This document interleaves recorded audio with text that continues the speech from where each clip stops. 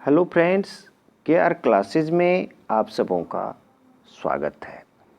तो चलिए आज एक और लेसन में लेके उपस्थित हूँ आप लोगों के बीच सोशल साइंस से। आज इस लेसन में हम देखेंगे VVI 25 ऑब्जेक्टिव क्वेश्चंस और उसके आंसर्स को। तो चलिए ये क्लास 9th और 10th के लिए बहुत ही इम्पोर्टेंट लेसन है और आप इसको देखिए और सीखिए। तो फ्रेंड्स, यदि आप हमारे चैनल को अभी तक सब्सक्राइब नहीं किए हैं तो प्लीज़ इस चैनल को सब्सक्राइब कीजिए और लाइक शेयर कमेंट ज़रूर करिए।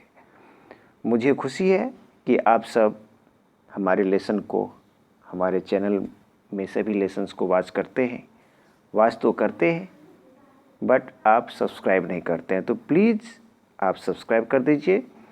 आपका एक सब्सक्राइब हमारे लिए बहुत महत्वपूर्ण है और आपका सब्सक्राइब ही हमें ऊर्जा प्रदान करता है। तो चलिए आप हमारे चैनल को सब्सक्राइब ज़रूर करिए। तो चलिए इस लेसन को शुरू करते हैं और कुछ सीखते हैं। हम देख लेते हैं, कोशिका की खोज किसने की थी। देखिए, तो ये हम जानते भी हैं, तो आप सोचिए कि ये चारों ऑप्शन में से कौन सा सही होगा। तो चलिए हम ऑप्शन को देख लेते हैं। पहला ऑप्शन है A Theodor Schwann, B Antonie van Leeuwenhoek, C Matthias Schleiden और डी रॉबर्ट हुक। तो हम लोग जानते हैं कि कोशिका की खोज किसने की थी। तो चलिए इसका सही आंसर हो जाएगा, हम लोग जानते भी हैं, आप लोग जानते भी हैं, रॉबर्ट हुक। तो हम सबसे पहले ये बता दें कि सेल जो है, सेल को सबसे पहले रॉबर्ट हुक साहब ने देखा, या फिर आप कह सकते हैं सबसे पहले उन्होंने देखा और इस चीज़ की जानकारी दी। तो चलिए नेक्स्ट क्वेश्चन देखते हैं। क्वेश्चन नंबर 2, कोशिका की खोज किस साल में हुई, अर्थात किस वर्ष कोशिका की खोज हुई थी। तो चलिए यहाँ पर हम इसका ऑप्शन देख लेते हैं। ए 1668, बी 1665, सी 1662 एंड डी 1628। तो चलिए इसका सही आंसर देख लेते हैं। इसका सही आंसर है बी 1665 ईस्वी में कोशिका की खोज हुई थी। ठीक है, चलिए अगला क्वेश्चन देखते हैं। वह कौन सी चीज़ है जिसमें रॉबर्ट हुक ने सर्वप्रथम कोशिकाओं का निरीक्षण किया था। तो ये बहुत ही अच्छा क्वेश्चन है और आप जल्दी से गैस करिए कि ये चारों ऑप्शन में से कौन सा होगा। तो चलिए चारों ऑप्शन को हम बताते हैं। ऑप्शन ए दीवार, बी बोतल कॉर्क, सी रबर, डी बालों का बैंड। तो चलिए इस क्वेश्चन को आप लोग जानते भी होंगे क्वेश्चन, और इसका आंसर हो जाएगा बी बोतल कॉर्क। नेक्स्ट क्वेश्चन, अर्थात एनिमल सेल की खोज की थी। तो चलिए इसका सही आंसर देख लेते हैं। यह है थियोडोर स्वानन, इसके द्वारा एनिमल सेल की खोज की गई थी। तो चलिए इसका सही आंसर हो जाएगा थियोडोर स्वानन। इन्होंने ही एनिमल सेल की खोज की थी। नेक्स्ट क्वेश्चन यहाँ कहता है, किसने पादप कोशिका की खोज की थी। पादप कोशिका अर्थात प्लांट सेल। हम लोग जानते हैं कि जितने भी सब्सटेंस बने हुए हैं वे सभी का निर्माण सेल से होता है, चाहे वह प्लांट हो, एनिमल हो, ह्यूमन हो, कुछ भी हो। तो चलिए यहाँ पर हम देख लेते हैं कि यहाँ कहता है किसने प्लांट सेल पादप कोशिका की खोज की थी। तो चलिए इसका सही आंसर हम देख लेते हैं। इसका सही आंसर है ऑप्शन ए मैथियस सचलैंडन। तो इन्होंने ही पादप कोशिका की खोज की थी। किस खोजकर्ता ने अमेरिका की खोज की? तो चलिए इसका सही आंसर देख लेते हैं। ये पहले हम इसका ऑप्शन देख लें। ऑप्शन है इसका Amerigo Vespucci, Vasco D gamma, Christopher Columbus और जॉर्ज तृतीय। ये बहुत प्रचलित क्वेश्चन है और इसको बहुत बार हम लोगों ने देखा भी है। और यदि आप नहीं जानते तो चलिए इसका हम राइट आंसर बताते हैं, क्रिस्टोफर कोलंबस। ये इसका सही जवाब है। अर्थात क्रिस्टोफर कोलंबस ने अमेरिका की खोज की। उपनिवेशों के गवर्नर को नियुक्त कौन करता था? तो इसका ऑप्शन देख लेते हैं। ए इंग्लैंड का चर्च, बी इंग्लैंड का राजा, सी उपनिवेश का राजा और डी उपनिवेशवासी। तो चलिए इसका सही आंसर देख लेते हैं और इसका सही आंसर क्या है? तो इंग्लैंड का राजा। ये इसका सही आंसर है। ठीक है, अर्थात उपनिवेशों के गवर्नर को इंग्लैंड का राजा नियुक्त करता था।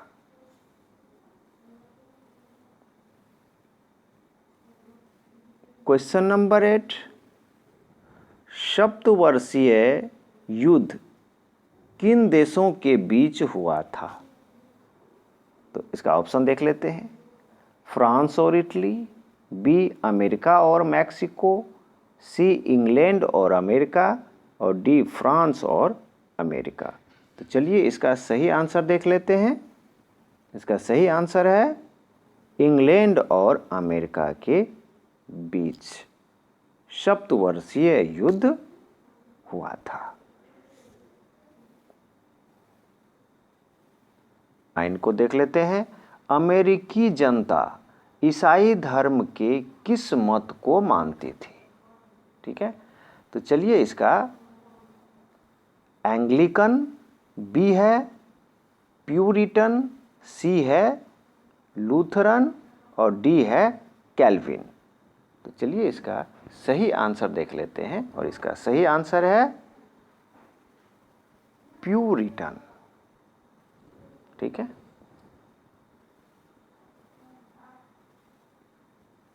स्टाम्प एक्ट किसने लागू किया था?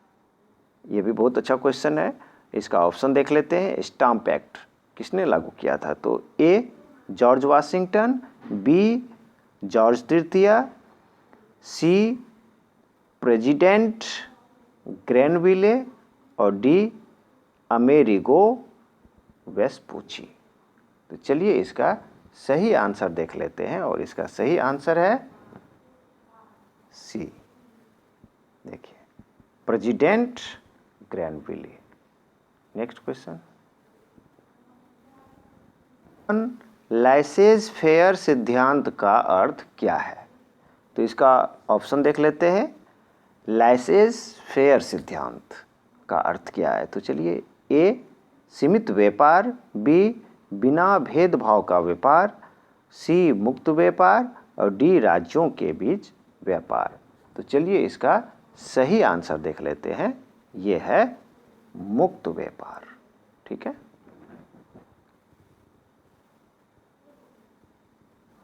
क्वेश्चन नंबर 12, इंग्लैंड की हार का दोष किस अंग्रेजी राजा को दिया गया? तो ये क्वेश्चन कहता है कि इंग्लैंड की हार जब हुई तो हार का दोष किस राजा को दिया गया? तो इसका ऑप्शन देख लेते हैं। ए जॉर्ज तृतीय, बी लुइस तृतीय, सी रानी एलिजाबेथ और डी जॉर्ज वाशिंगटन। तो चलिए इसका राइट आंसर देख लेते हैं। सही उत्तर इसका है जॉर्ज तृतीय। जॉर्ज तृतीय को इंग्लैंड की जो हार है उसका दोष दिया गया उसको। क्वेश्चन नंबर 13, फ्रांस की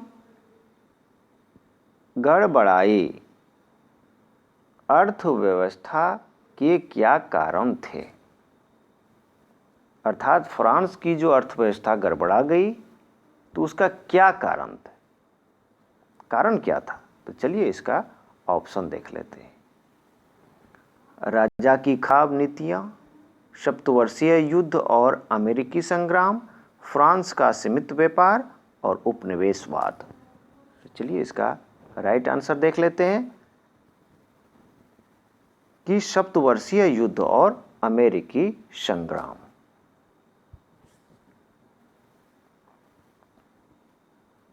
सप्तवर्षीय युद्ध और अमेरिकी संग्राम के कारण ही फ्रांस की अर्थव्यवस्था गड़बड़ आई थी। इसका प्रमुख कारण यही है। 14 देखते हैं। अमेरिकी स्वतंत्रता संग्राम के बाद मताधिकार किस आधार पर दिया गया? तो ऑप्शन ए संपत्ति के आधार पर, बी लिंग के आधार पर, सी उपजीविका के आधार पर, डी नागरिकता के आधार पर। तो चलिए यहाँ पर सही आंसर हो जाएगा इसका ए संपत्ति के आधार पर। देख लेते हैं। अमेरिकी उपनिवेश के इस सेनापति को स्वतंत्र अमेरिका का राष्ट्रपति बनाया गया। तो ये तो हम लोग जानते ही हैं, जॉर्ज वाशिंगटन। तो चलिए इसका राइट आंसर हो जाएगा बी जॉर्ज वाशिंगटन को। द्वारा चुनी हुई सरकार कैसी होती है? तो जो लोगों के द्वारा चुनी हुई सरकार कैसी होती है? तो वह लोकतांत्रिक। ठीक है, तो यहां पर देखते हैं हम, इसका सही आंसर हो जाएगा लोकतांत्रिक सरकार। चीन में कैसी शासन व्यवस्था है? अर्थात चीन की जो शासन व्यवस्था है वह कैसी है? तो चलिए इसका हम ऑप्शन देख लेते हैं कि हम कम्युनिस्ट शासन व्यवस्था, समाजवादी शासन व्यवस्था, लोकतांत्रिक शासन व्यवस्था और डी उपरोक्त में से कोई नहीं। तो चलिए इसका सही आंसर हो जाएगा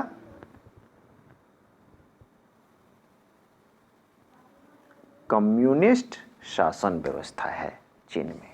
ठीक है, क्वेश्चन नंबर 18। भारत में कितने वर्ष का व्यक्ति वोट डाल सकता है या वोट दे सकता है?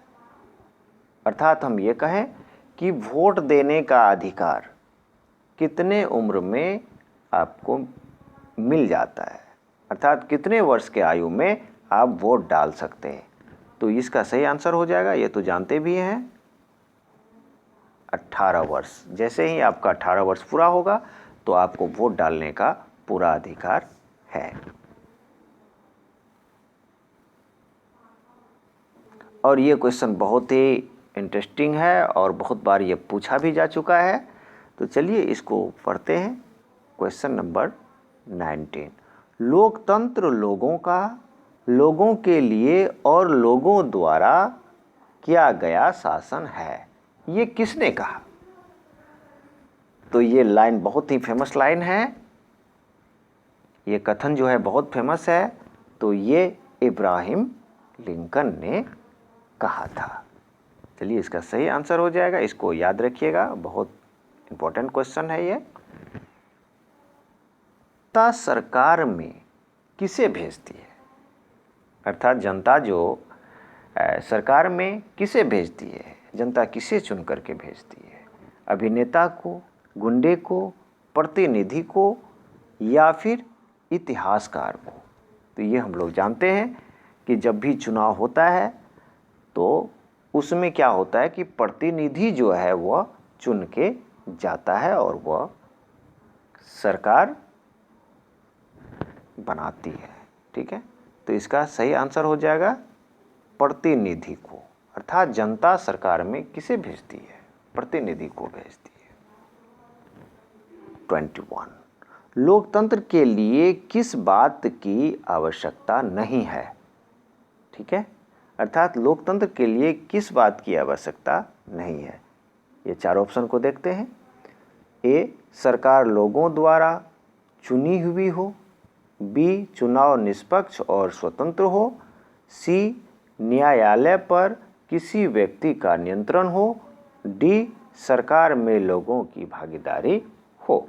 तो चलिए इसका सही आंसर देख लेते हैं।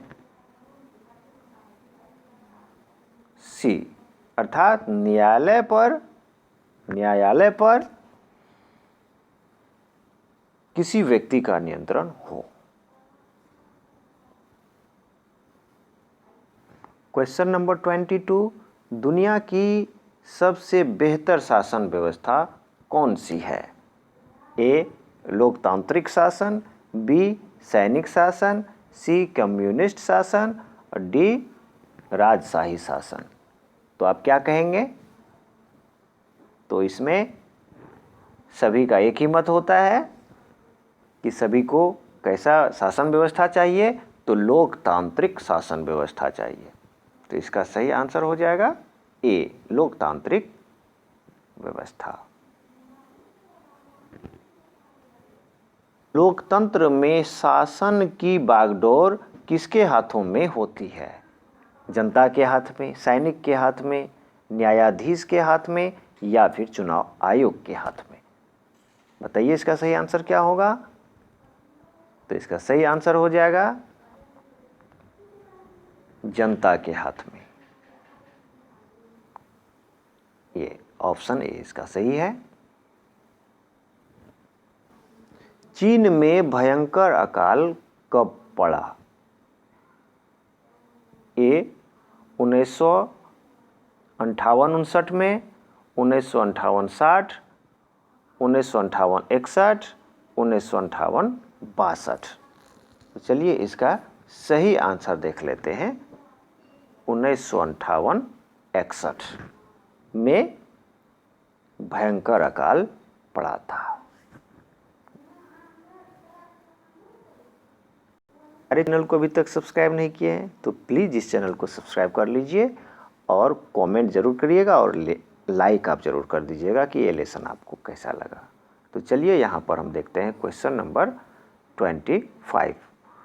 कौन सी लोकतंत्र की एक विशेषता नहीं है? कहता है कौन सी लोकतंत्र की एक विशेषता नहीं है।